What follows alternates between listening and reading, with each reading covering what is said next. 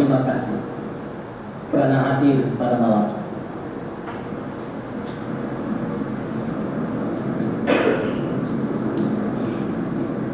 Kita ucapkan tahniah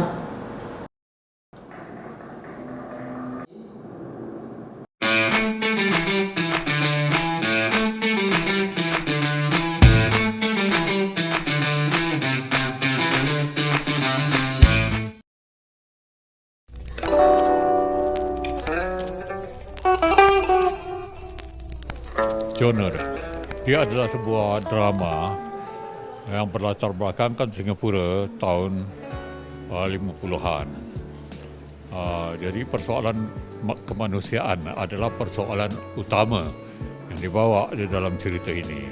Jadi drama yang membawa persoalan kemanusiaan yang sewajarnya menjadi pengajaran kepada kita semualah.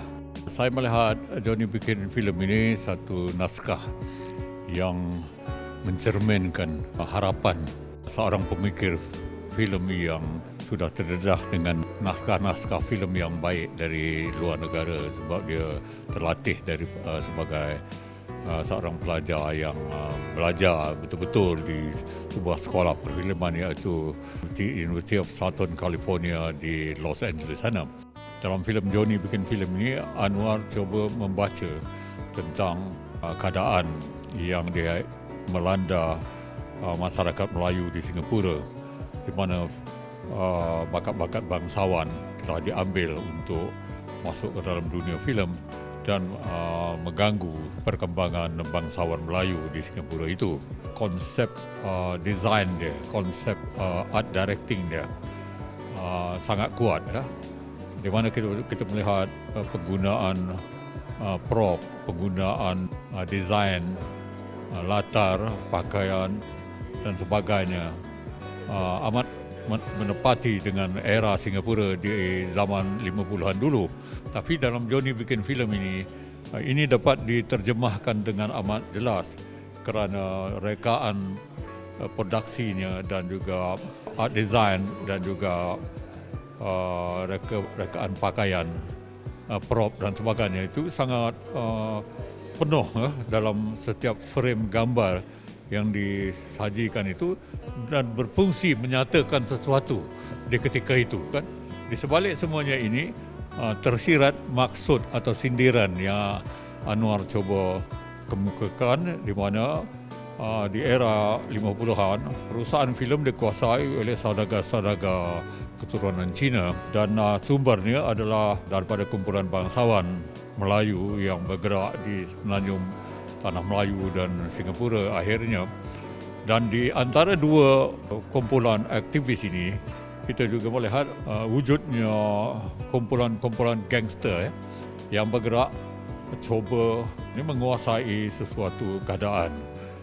Inilah pertembungan yang barangkali dibaca oleh sutradara Dr. Anwar Nur Arai ini, yang untuk kita pada masa ini, kerana filem ini dibuat tahun 1995, sudah tentu masanya agak panjang dulu, bacaan fikirannya itu nampak begitu menonjol untuk sekarang ini. Sudah tentu ia amat bermakna lah untuk dipelajari, cuba dinilai, cuba diambil aspek-aspek yang menarik lah.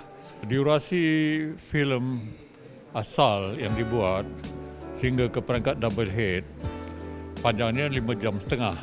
Tujuannya ialah untuk menentukan semua pelajar dalam kuliah itu dapat terlibat dalam proses pembelajaran. Sebab itu dia jadi durasinya panjang lah. Ini saya punya bacaan lah. Tetapi apabila filem ini hendak dimasuk ke pawagam, kita perlu mengikut duration yang ditentukan oleh pawagam. Pawagam hanya membenarkan tayangan filem 2 jam 120 minit, kan lebih-lebih pun 2 jam setengah begitu. Jadi saya dengan Anwar melihat semula filem ini setiap satu babak itu dan cuba dipendekkan dengan persetujuan kita berdua lah, lalu dipendekkan. Jadi dalam proses ini sudah tentu ada perbahasan di antara kami, kan. Dan ia sangat menarik pada saya, walaupun kita bertegang leher, tetapi ia adalah proses yang sangat bermakna sebab kita membuat keputusan mengambil kira aspek-aspek yang hendak dipertahankan oleh orang yang membuat filem ini. Saya pula hanya hendak cuba menjayakan matlamat, memendekkannya kan, tanpa sebarang isu-isu yang berbangkit dari segi penceritaan. Tetapi alhamdulillah kita dapat akhirnya sampai kepada satu pertujuan dan dapat memendekkannya menjadi 1 jam 37 minit, walaupun matlamat saya hendak buat 1 jam 20 minit. Tetapi tak dapat kerana dia berkeras untuk satu-satu benda itu tidak boleh dikompromi. Dan jadi saya terima ini sebagai positif, jadi saya cuma kemaskan aspek teknik saja, maknanya peralihan babak itu kena teratur sedikit.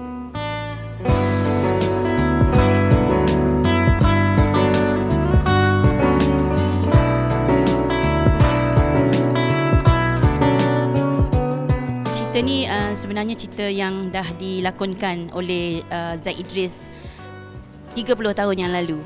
So, filem yang dinanti-nantikan oleh semua student pada waktu itu sehinggalah hari ini masih belum ditayangkan. Dan filem ini sebenarnya adalah filem berkenaan dengan gangster di mana pengarahnya Dr. Anwar Noor Arai sebenarnya membuat cerita ni tentang gangster dan juga tentang art yang I nampak dalam cerita ni penuh dengan art film. So mungkin itu adalah salah satu lecturer yang mengajar studentnya untuk belajar apa erti bikin filem, apa erti filem itu sendiri daripada bawah hingga ke atas. Maksudnya daripada prop, dari segi makeup, dari segi lakonan, tempat, location, pakaian, wardrobe, semuanya adalah student yang lakukan. So student di bawah Profesor Dr. Anwar Noor Arai di Universiti Malaya. Mereka ini adalah degree dalam media percetakan. So dalam cerita ni saya tengok memang cerita ni penuh dengan art dan cerita ni pada pandangan saya sangat menarik. Lain daripada yang lain, tak ada lagi orang pengarah ataupun penulis skrip di Malaysia yang buat cerita sebegini. So daripada skripnya sendiri dah kuat, daripada pengarahannya pun kuat, cuma ceritanya dikatakan panjang sebanyak 5 jam. So itulah yang membuatkan cerita ini banyak tergantung untuk dikeluarkan di pawagam. Sebab bila dipotong filem tu dah jadi lain. Filem tu dah tak ada art lagi. Mungkin filem tu sekadar filem saja. Pengalaman selepas menonton Johnny bikin filem. Okey, ini adalah salah satu filem yang saya tunggulah secara personal. Antara wishlist saya sebab saya tak pernah tengok pun. Sebab dia macam special project, bukan untuk public kan. Jadi bila ada tayangan ni diwar-warkan oleh penganjur, Finas dan juga Persatuan, saya terpanggil lah untuk menonton. Dan lagi satu sebabkan ini adalah filem Dr. Anwar Noor Arai dan juga pelajar-pelajarnya di UM semasa Allahyarham berkhidmat dahulu. Jadi kita nak tengoklah macam mana penghasilan filem ini. Cuma saya appreciate dari segi sebab cerita ni period. Effortnya kena tepat. Maksudnya dari segi art direction, production design, nak adakan barang-barang ataupun prop dengan wardrobe-nya, detail wardrobe-nya tu impress lah pada saya. Dan benda tu praktis yang bagus lah. Maknanya bila saya merujuk sini untuk buat cerita period, untuk membuat satu-satu produksi yang berkait dengan data masa yang bukan current, kita kena detail dari segi situ supaya ketepatan tu untuk berlaku lah, ketepatan faktanya, ketepatan visualnya. Yang paling penting dah kontennya lah, kontennya tentang isunya apa kan. Jadi yang saya tonton versi ini kita faham adunan dari segi editing yang akhir ini, jalan ceritanya dan juga visual yang cuba dipersembahkan, konfliknya apa semua, secara personal saya faham.